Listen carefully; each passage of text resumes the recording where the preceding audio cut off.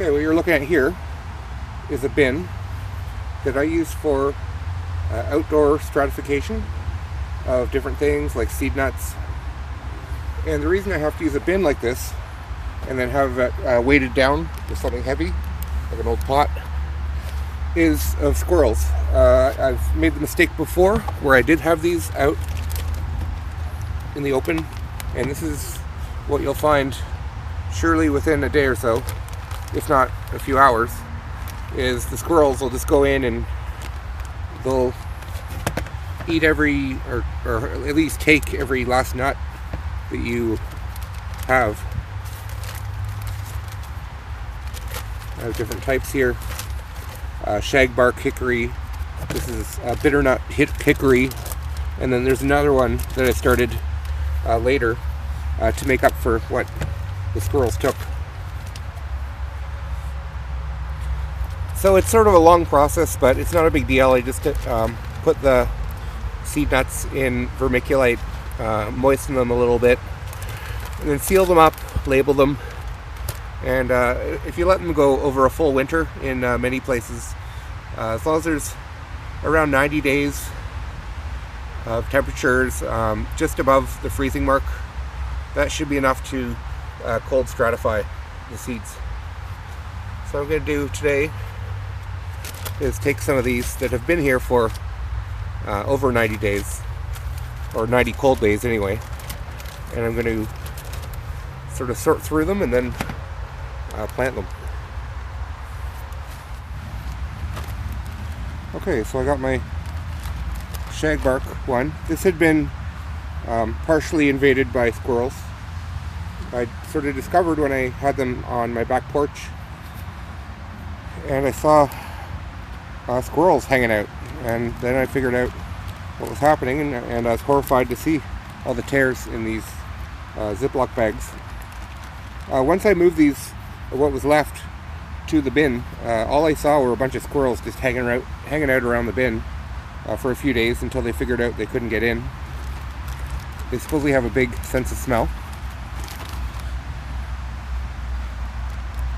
So the problem with using vermiculite, it works really great. It's after. With really small seeds, it's not very good because you'll have trouble finding your seeds. With tree seeds, it's not so bad. I can just take this and then take my hose and I can just rinse it off. I can't really do that very well with one hand. So yeah, I can just go through them. And I'll wash them off. And once I sprayed the vermiculite off, this is what I'm left with. It's definitely easier to do this outside with a garden hose than over a sink. It gets really messy indoors, I found.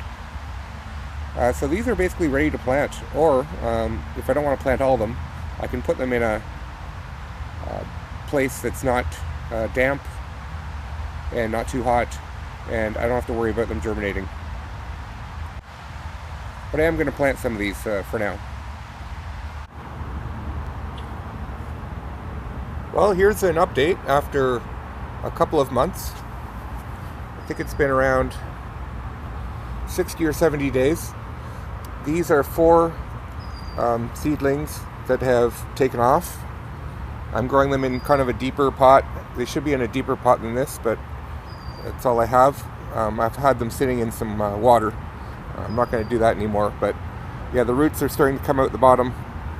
I'm going to be transplanting these into either a bigger container or into the ground. But yeah, it definitely works growing these hickory seedlings. And I thought they would actually grow a little slower than this, but seem to be doing well. I think next time I'm going to get some more appropriate tree pots so that I can let them grow as long as possible. I have a shortage of these pots, obviously, or else I would have just grown one in each. So I'm going to buy at least a few dozen more of these pots for the next batch of trees that I start. But it's been pretty fun growing these. You know, people joke that watching a tree grow isn't very fun, but I think it can be when you plant them yourself from seeds. When they do come up, they come up very, very small. You might not even notice. If you look at this other little branch coming off, that's what they look like coming out of the ground initially. So it's kind of hard to see. So I'll probably be planting these into the ground before July starts, and then it'll give them a good several months to establish before winter comes around.